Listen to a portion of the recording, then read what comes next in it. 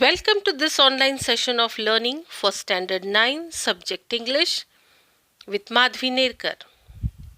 Unit 3.4 Think Before You Speak. Let's get introduced to new words.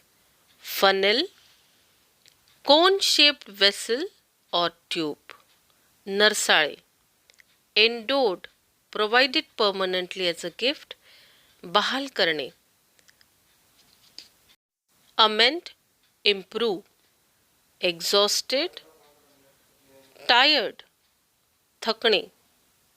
Counseled, advised, उपदेश केला. Affirmative, the affirmative answer yes, होकारार्थी हो असे उत्तर. Veracity, truth, खरेपणा. Transmitters, here it means persons who spread some untruth or false news. अफवा किंवा खोट्या बातम्या पसरवणारे लोक. Man was meant to listen more and speak less. That is why, as the great British statesman Benjamin Disraeli said, nature has endowed man with 2 ears and 1 mouth. If man was meant to talk more and listen less, he would have 2 mouths and only 1 ear. Imagine how we would have looked, how strange, with 2 mouths on the 2 sides and 1 ear at the center. Endowed means supplied, बहाल करणे. मनुष्याने अधिकतर ऐकावे आणि कमी बोलावे असे असावे. म्हणून तर थोर ब्रिटिश मुत्सद्दी बेंजामिन डिझरेली म्हणतो, निसर्गाने माणसाला 2 कान आणि 1 तोंड दिले आहे. माणसाने अधिक बोलावे आणि कमी ऐकावे असे असते तर त्याला 2 तोंडे आणि 1च कान दिला असता. कल्पना करा, 2 बाजूंना 2 तोंडे आणि मध्ये 1 कान. कसे दिसलो असतो आपण? किती विचित्र. And mind you, the ears are like funnels, open all the time. There is no door with which you can close them. Whereas, if you have to speak even one single word, that word must pass through 2 walls, 2 fences. There is firstly the fence of these 2 rows of teeth. There is secondly the fence of the 2 lips. Before a word can be spoken, it has to pass. It has to pierce through these 2 walls, through these 2 fences. Therefore, we must think at least twice before we utter a word. आणि लक्षात घ्या, कान हे नरसाळ्यासारखे आहेत, कायम उघडे. तुम्ही बंद करू शकाल असे दार त्यांना नसते. उलट तुम्हाला एक शब्द जरी बोलायचा असला तरी त्याला 2 भिंतींमधून, 2 कुंपणांमधून जावे लागते. पहिले कुंपण दातांच्या 2 ओळी, दुसरे 2 ओठांचे कुंपण. बोलण्यापूर्वी, उच्चारण्यापूर्वी त्याला या 2 भिंतींमधून जावे लागते. या 2 भिंती, 2 कुंपणे भेदून जाऊ लागते. म्हणून शब्द उच्चारण्यापूर्वी निदान 2दा तरी आपण विचार केलाच पाहिजे. A very wise man once remarked that of the unspoken word you are a master, of the spoken word you are a slave. Once you have spoken a word, you cannot get it back. Do what you will. Therefore, you must be very careful about the words that you speak. Once the word has left your lips, you will not be able to get it back. What are unspoken words? They are things you want to say but remain unsaid, as thoughts in your mind. Once you have put the thoughts into words, once the words have left your lips, you cannot change them or control them.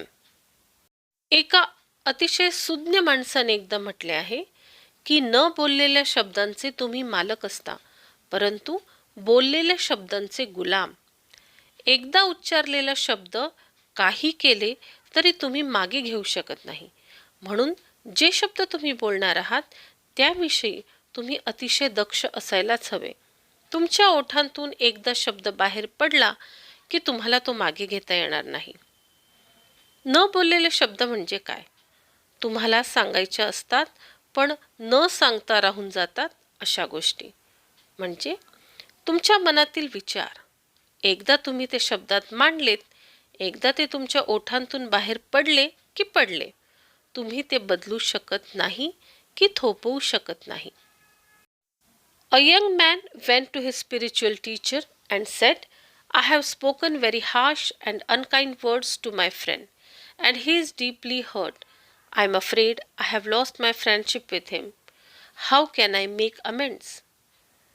The wise teacher gave him a fresh sheet of blank paper and a pen.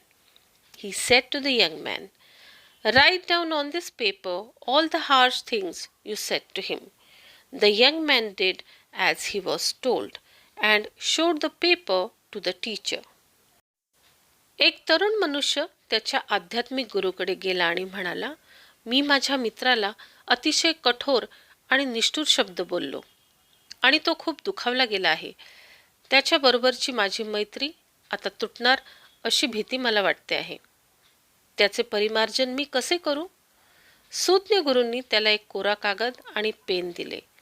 त्या तरुणाला त्याने सांगितले, त्याला जे जे कठोर शब्द तू बोललास ते सर्व या कागदावर लिहून काढ. तरुणाने गुरूंनी सांगितल्याप्रमाणे लिहिले आणि कागद त्यांना दाखवला. Now tear up the sheet of paper into as many small bits as you can, the wise teacher said. Soon the single sheet was torn into 100 tiny bits of paper. Throw the bits out of this window, the teacher told him. That was easily done. It was a windy day and the tiny bits were scattered far and wide even as the young man watched. आता हा कागद फाडून टाक आणि त्याचे जितके बारीक तुकडे करता येतील तितके कर, गुरूंनी त्याला सांगितले. त्या एका कागदाचे त्वरित 100 तुकडे झाले. खिडकीतून फेकून दे ते तुकडे, गुरु म्हणाले. ते सहजच करता आले. त्या दिवशी वारा सुटला होता. ते छोटे कागदाचे तुकडे दूरपर्यंत विखुरले गेले आणि तो तरुण पाहत राहिला. Now go out into the street and collect as many as bits of paper as you can, the teacher ordered him. The young man was taken aback. But, that will be difficult, he stammered. It will be difficult indeed, but do give it a try, the teacher suggested. आता गुरूंनी आज्ञा केली. रस्त्यावर जा आणि तुला जेवढे कागदाचे तुकडे गोळा करणे शक्य आहे तेवढे कर. तरुण मनुष्य मागे फिरला. पण पण हे कठीण आहे, अवघड आहे, तो पुटपुटला. ते खरेच अवघड आहे, पण प्रयत्न तर कर, गुरुजींनी सुचवले. The young man went out. He returned half an hour later, exhausted. He had not been able to get hold of a single torn bit from the paper he had torn up just a while earlier.